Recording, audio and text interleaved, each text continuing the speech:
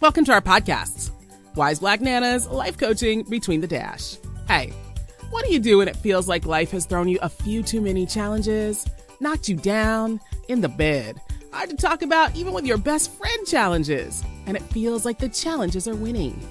Wouldn't it be nice to hear from your Nana or a stand-in Wise Black Nana? Well, they are Wise Black Nanas, Sharla Walker, PhD, and Joanne Early, MS, two mature women with over 70 plus years of combined coaching and mentoring, professional human resources, and business experience. The wonderful news is, these Wise Black Nanas are still living and learning about this amazing life, about resilience and grit, gratitude and appreciation, and the extraordinary power of love and friendships, being positive and supportive, and learning from others. Welcome to Wise Black Nanas. Let's listen in. Hi, I'm Dr. Sharla Walker, and welcome to the Wise Black Nanas Life Coaching Podcast. Today's session, we're going to be talking about stigmas. Hello, and I am Joanne Early. On our last program, we talked some about decision making, how we came to even be making a podcast.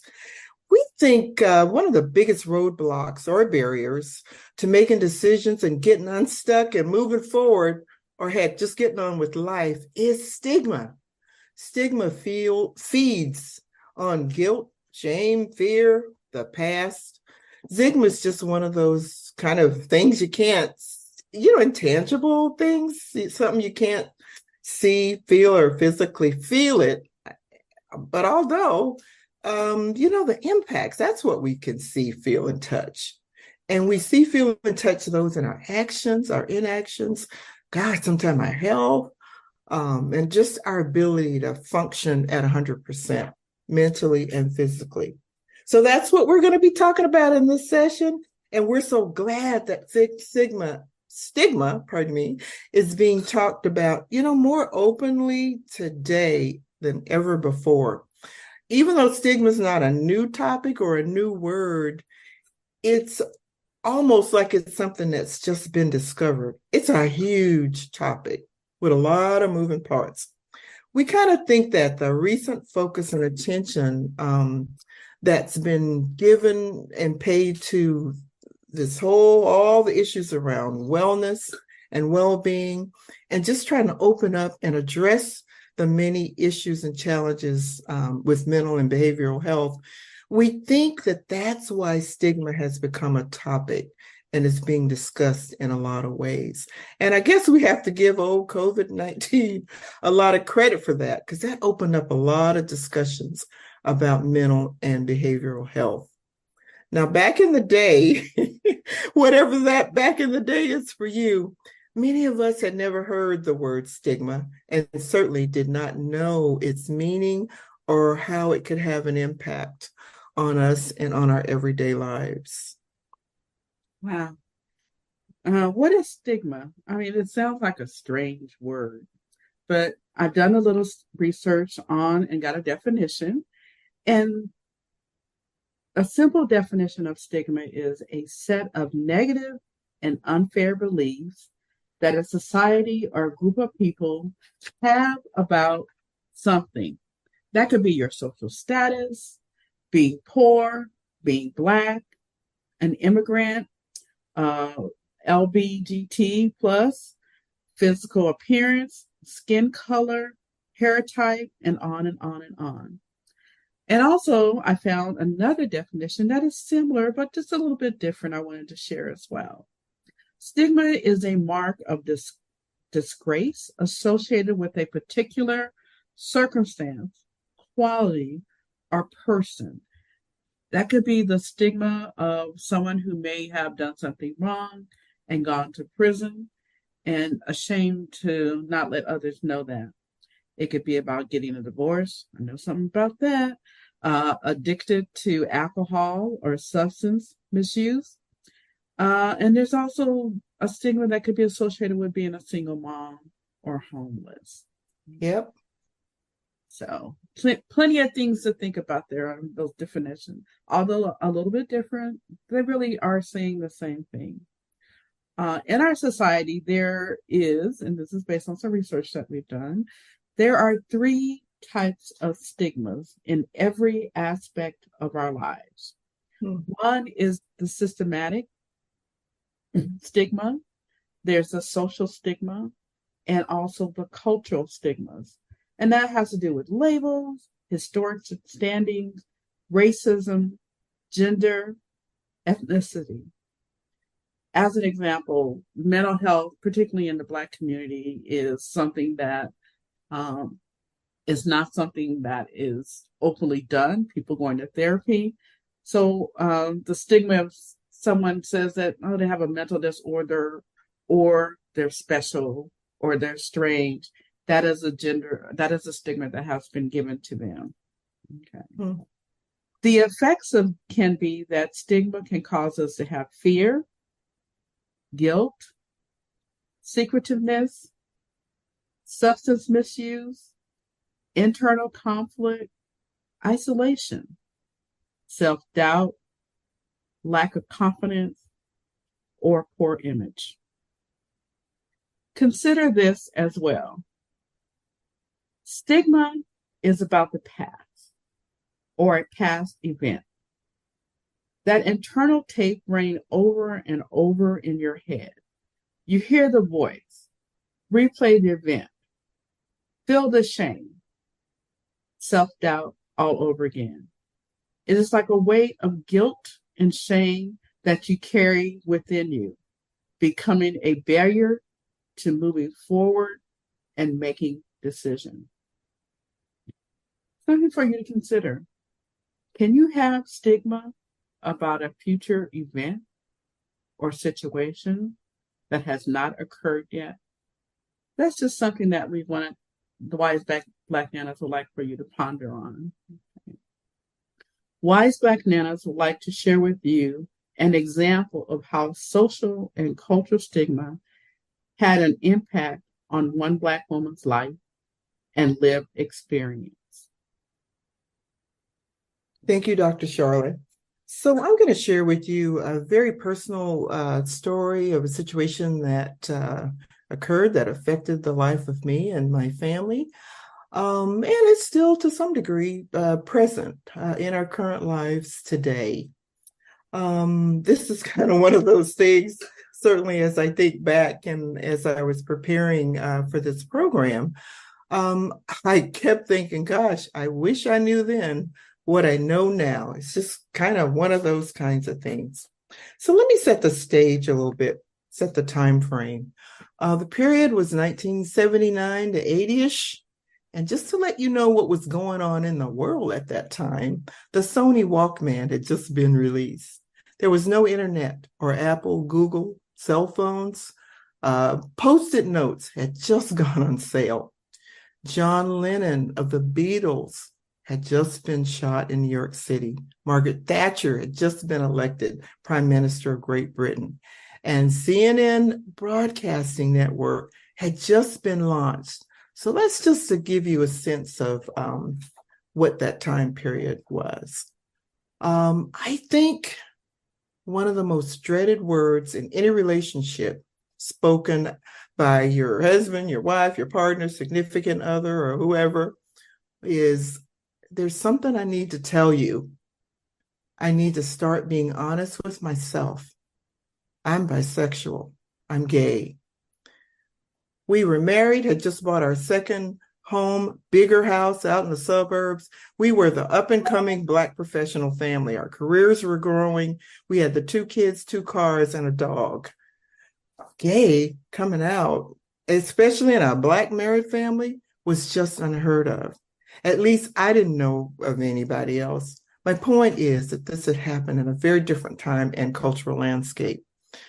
After my husband's announcement of being gay, I don't think I heard anything much else after that point. I'm sure there was some other conversation, but I don't really remember what it was.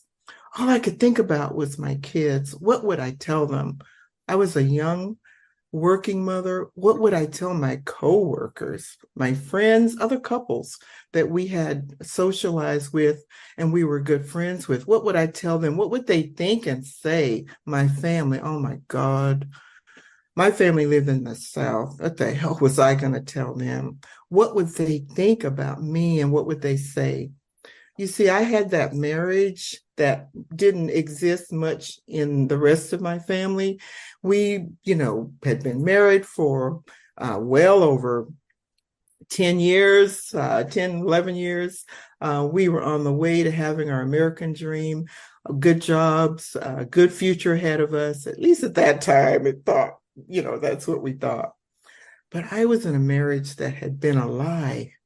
So many questions that I just could not answer, all the doubt, the feeling, shame, especially fear, just those thoughts running around and around in my head all the time.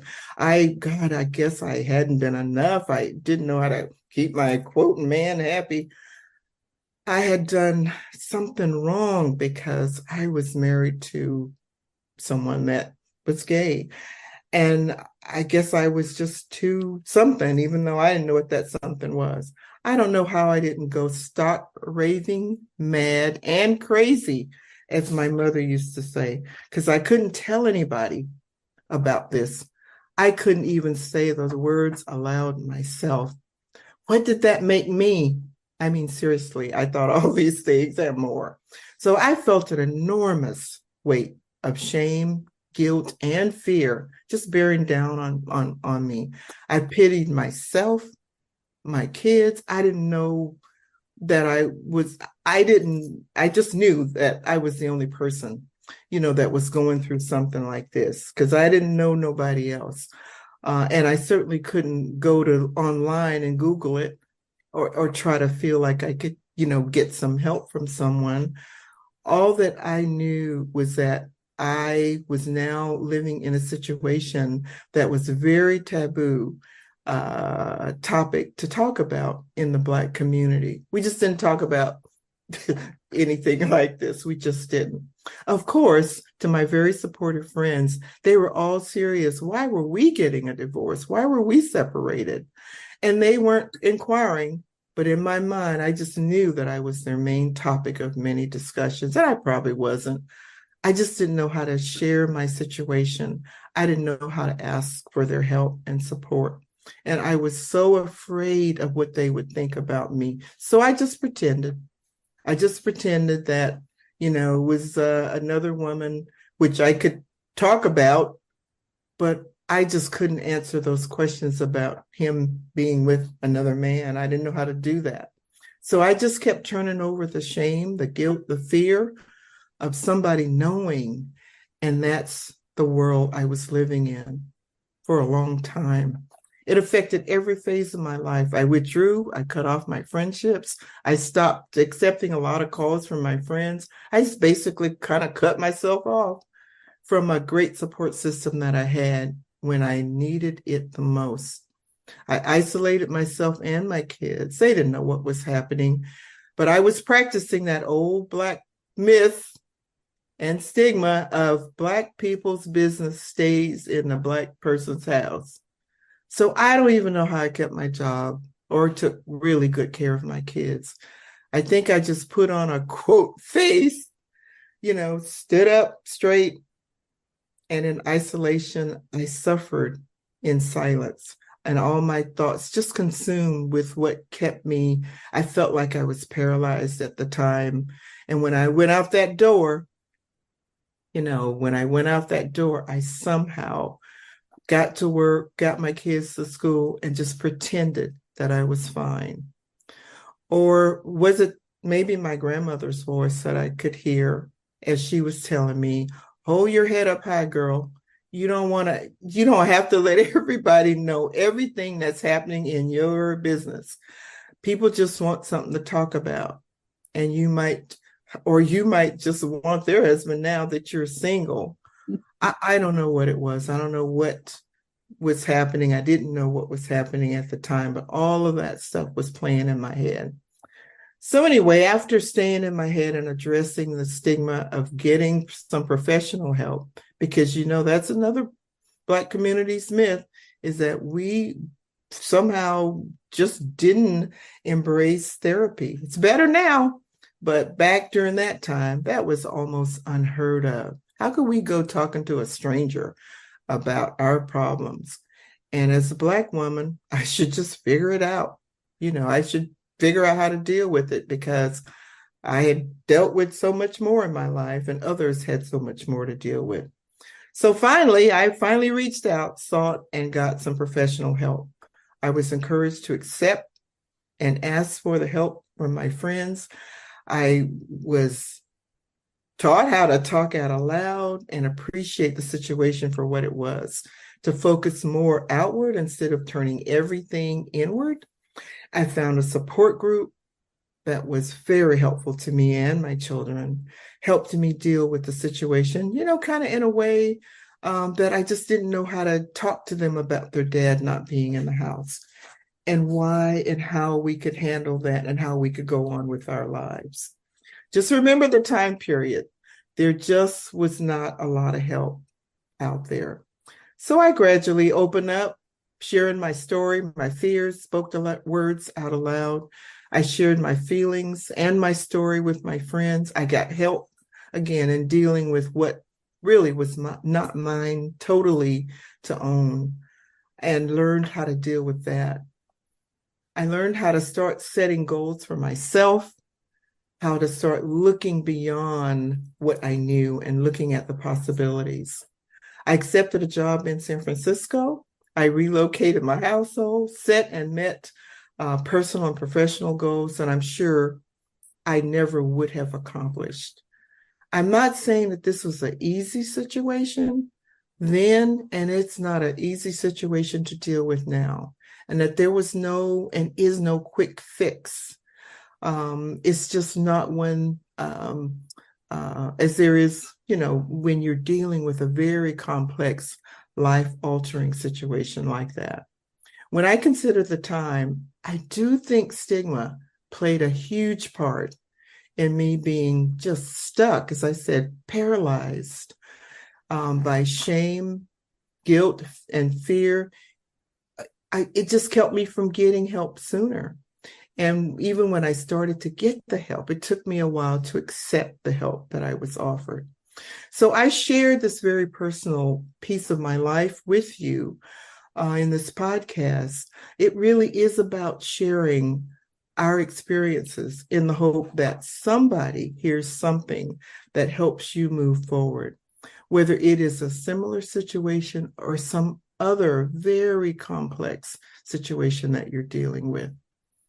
As I look back now, as I often have, I believe that much of what I experienced was due to my own internal turning things into myself, being in constant judgment of myself. Me being in constant judgment of myself, just pulling in everything that I could internalize instead of letting it go and me taking control, therefore being able to control myself.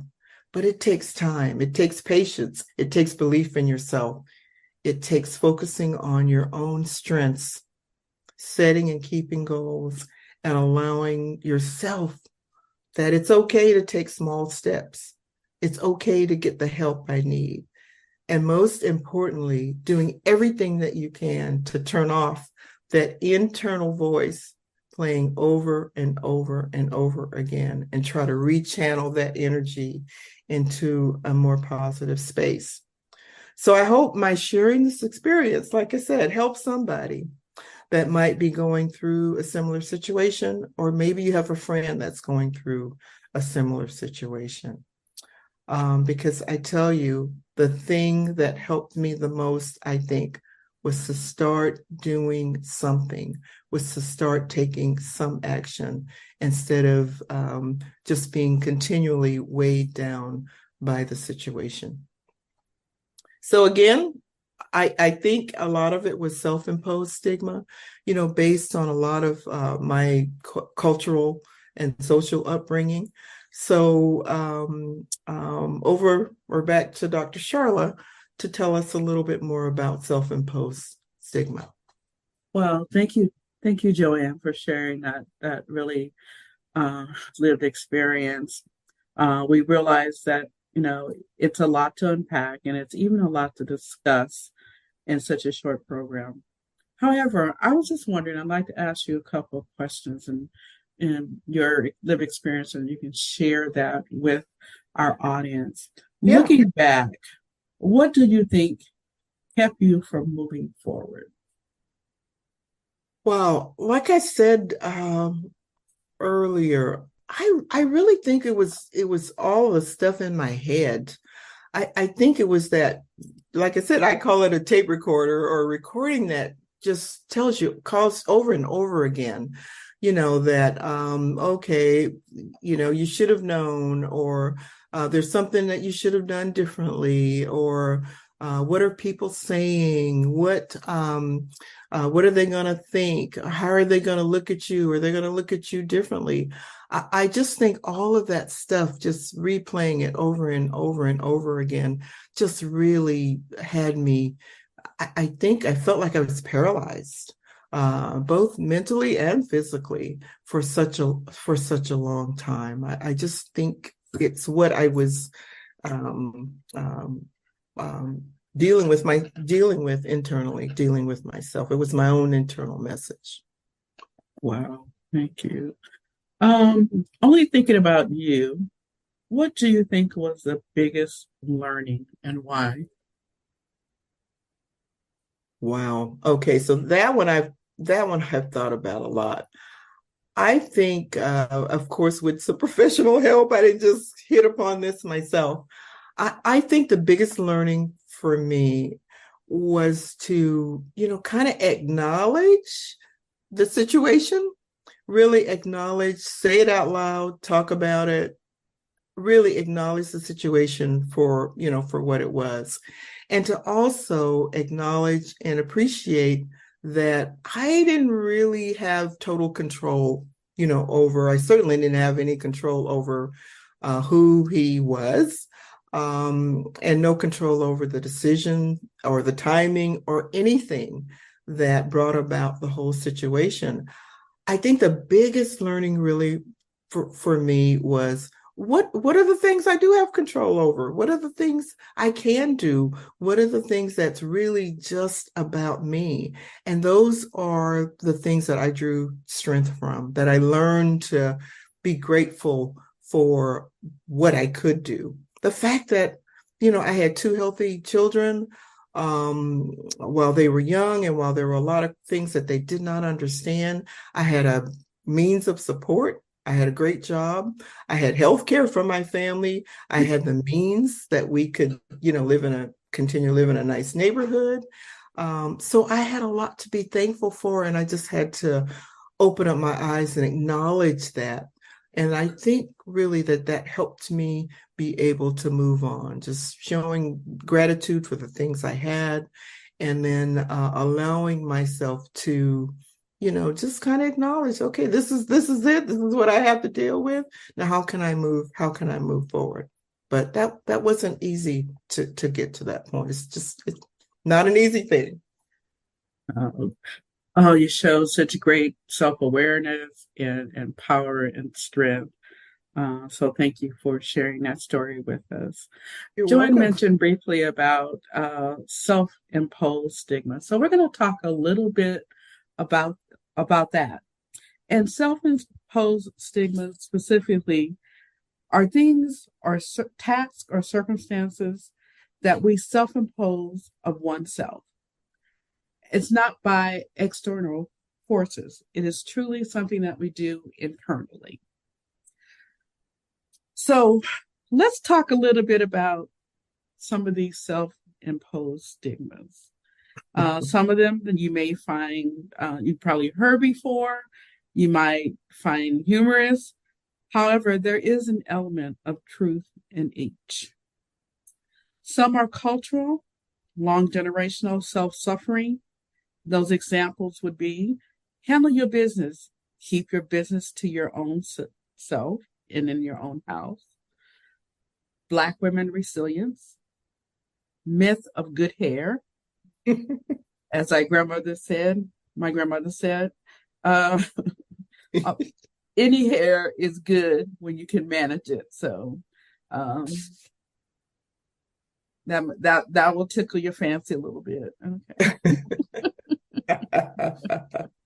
Okay. I have to, you know what, Dr. Sharla, I want to just jump in here right now and say, when we were kids, I had two sisters. We were kids. We had the coarsest, just too much hair, really. We probably needed haircuts. And my mother just had a time, kind of getting our hair ready to go to school or church or wherever we were going.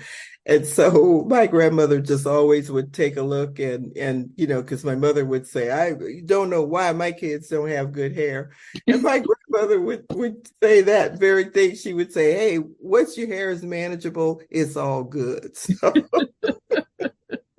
Yeah, I think we've all in the Black culture has experienced some hair things with mother, grandmother, and great grandmother. Right. So that's where the cultural aspect comes in. So, what stigma has you under its control? I'm going to talk a little bit about some self-imposed stigmas that you might relate to, or this might make you a little bit more familiar with some. This is not all of them. This is just a few. It would be a very long show if I went through everything.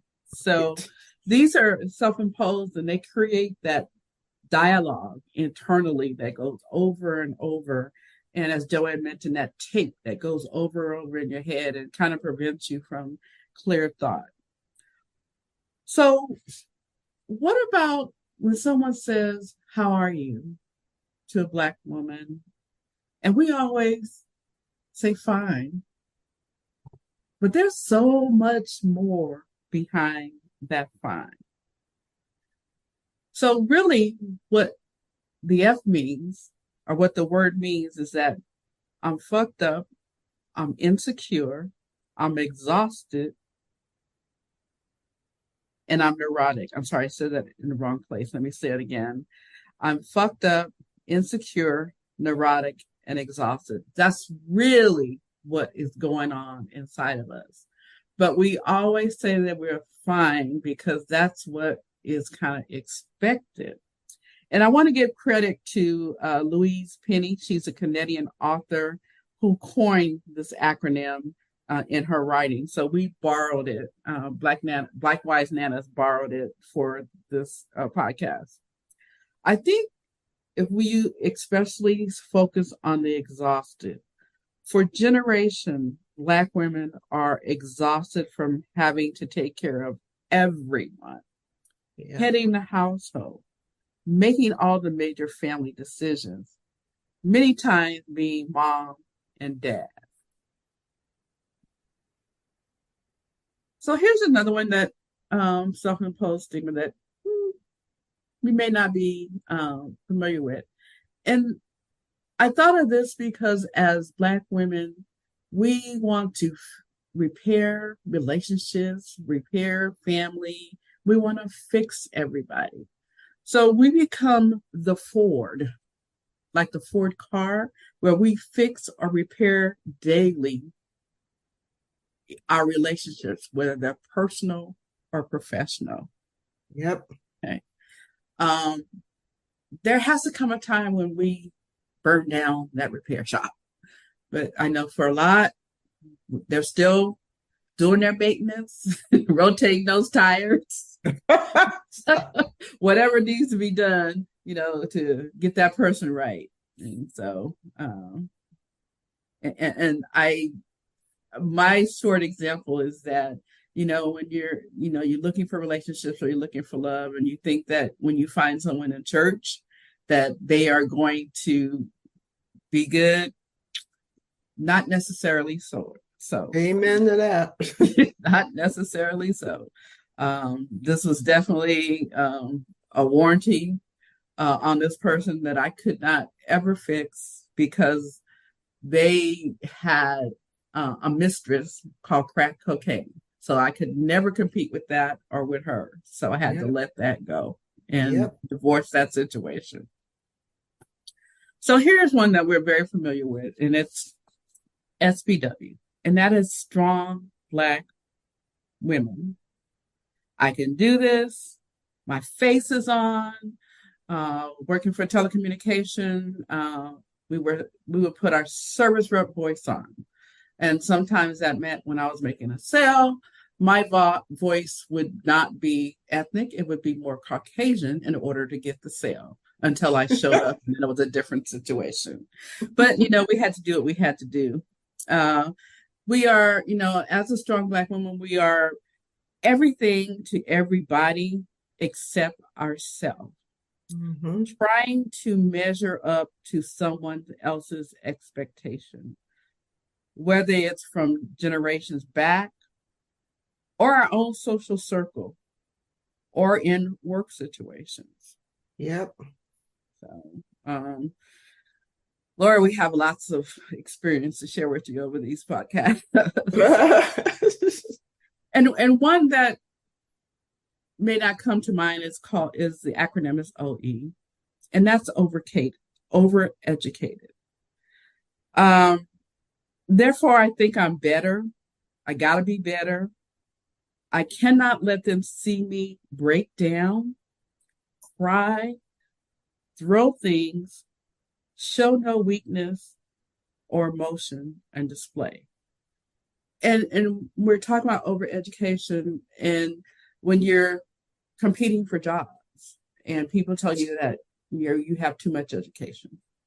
A perfect example, I got laid off at one time in my professional career, and I literally had to take off all my education except for my bachelor's degree on my resume to get to get a job. Wow. Yeah. And people felt competitive. I didn't want your job. I wanted my job because I had bills. So that's just, one thing to think about it. Mm-hmm. Joanne? Mm-hmm.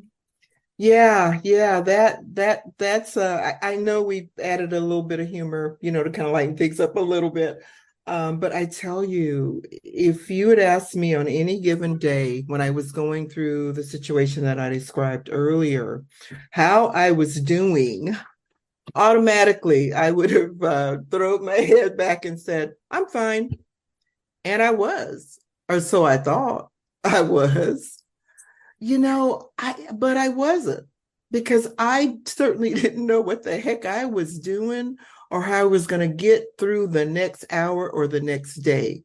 I really should have answered, hey, I'm fucked up, insecure, neurotic, and exhausted. That's really what I should have answered.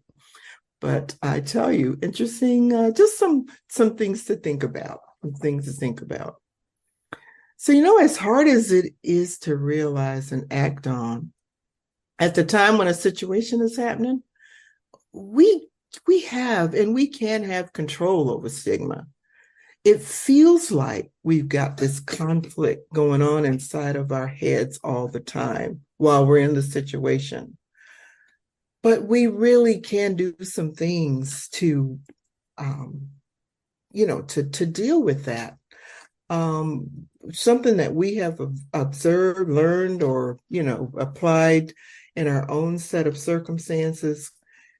Sometimes you just think about, gosh, what are some challenges or situations that I've overcome in the past? Think about what strengths you have that helped you get through that or that you've used before.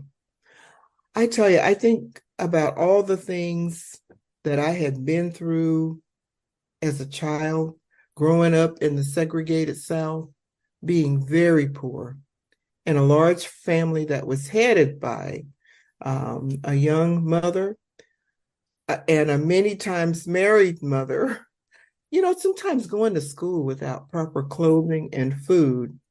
Well, I think if I can live through all of that and still come out with a positive and grateful outlook, then I probably can deal with about almost anything. I certainly can live through this. Dr. Sharla? We all have something that we deal with that is just this wonderful, wonderful thing called life. We have to learn more about stigma so that we can control the internal tape, the one that goes around and around and around, and we second guess ourselves by listening to that tape. Because stigma can be controlled, we have the power to deal with it as a perception or reality. The perception can easily become reality. It is like self-fulfilling prophecy. If we do nothing to stifle and don't move through stigma, we inherit and grow the products of stigma. We continue the shame, guilt, secretiveness, lack of confidence, substance abuse, isolation, action paralysis, and this becomes our lives. That becomes the lens that we see our lives through, and this becomes our belief. Reality, no longer perception. Like I said, if I knew what I knew now, I would have been, who knows? Who knows? Joanne? But our message is that no, stigma has no home here. Now, let's be real. We know that there are certain stigmas that are going to be present in our lives due to racism, gender bias, ethnicity, that we all face and must deal with on a larger scale. So our focus during this program has been more on cultural and social stigma. And that really kind of affects how we go out into the world, how we deal with the beliefs and the practices based on systemic stigma. So we are able to, better prepare ourselves, and we're better prepared to deal with these other issues out there that's on a much grander and larger scale.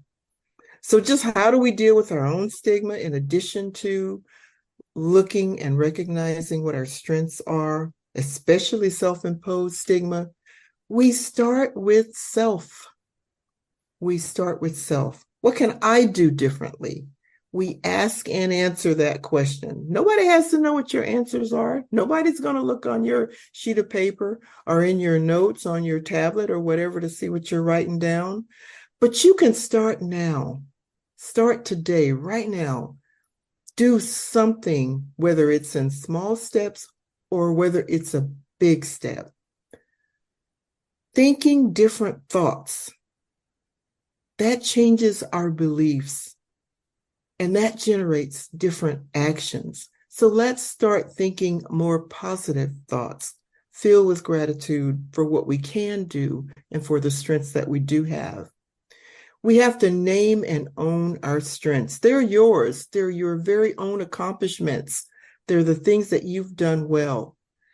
Consider those things and just feel good about that. And then do more of those things. Keep getting those good feelings all over again. Guys, set and achieve goals. There's so many goal-setting tools out there, and a lot of us are well familiar with them. SMART goals is just a really simple goal-setting model that most of us know about. Google it, and it'll tell you there's just these 5 steps, 5 things that you do. And then once you set those goals and start achieving them, celebrate even the smallest accomplishments, because those small accomplishments, they lead to big accomplishments. You got to believe in yourself. Just take control and cut that internal tape off, or at least quiet it. Lower the volume. Hey, self-help is not dead. And there's so many resources and valuable tools that's available right now online. If you still like to browse books or whatever, you can order up all kind of stuff. I wish that had been available to me years ago. Practice self-care, whatever that means to you. Awareness. Let's learn more about stigma, its causes, its effects, the impacts, and let's use the vast resources that are available to us to do that or to help with that. Let's practice positiveness and gratitude. Everybody's got something to be thankful for. Hey, start a gratitude list. I was never really big on journaling, but I am a list person. So start a gratitude list, and you will be amazed how much you add to it and how many things you really have to be thankful for. Connect with your friends, your community, your family, your sister groups. Join a group if you're not in one already.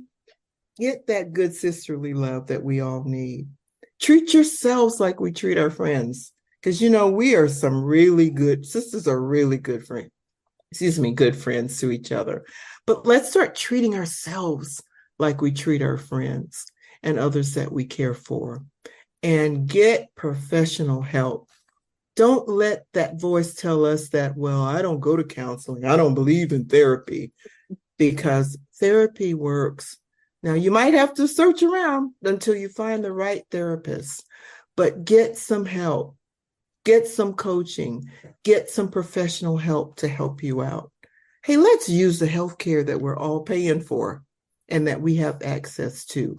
Let's not let our EAPs and our mental health and behavioral health programs that are offered to us through our medical plans go to a waste. It's so much help, so much that we can do to help ourselves. Is it easy? No, it's not easy. I'm here to tell you, it's not easy. Is it worth it? And oh my goodness, an amazing yes, it is worth it. Absolutely. Yes, it's worth it. Okay. Ooh, thank you all for listening to our podcast number 2 about stigma. We hope you had gained even one insight or heard something that inspires you to learn more about stigma and do something. It's about action. We know that this program is not for everybody, but it is a lot for somebody. Joanne? Yes, and I'm going to just make one little correction to what Dr. Sharla just said. We know this program is not for everybody, and it is for a lot of somebodies. I tried not to always use but, so I like to substitute and for but. So one more thing we like to do at the end of the program is leave you with a little something more to talk about, some quote or some comment from someone other than us. And we call these Nana-isms. So our Nana-ism for today's podcast is from an author. His name is Lawrence J. Peter. And the Nana-ism is his quote: "There is no stigma attached to recognizing a bad decision in time to install a better one." So there is no stigma attached to recognizing a bad decision in time to install a better one. So we want to thank you for tuning into our podcast number 2. We want you to come back. So again, thank you, take care, and please listen in to podcast number 3, Strong Black Woman. Bye. Thank you. Bye. Thank you for tuning into our podcast, Wise Black Nanas. New programs of Wise Black Nanas are on the 1st and 15th of each month. Listen in as you learn more about Wise Black Nanas, Dr. Sharla Walker and Joanne Early. They are everyday nanas. They are not famous, not celebrities or rich, well, rich in life and its experiences. We want you to come back. Tell your friends. So, look for Wise Black Nanas podcast wherever you find your favorite podcasts. Learn more about them and the coaching services they offer at www.wiseblacknanas.com.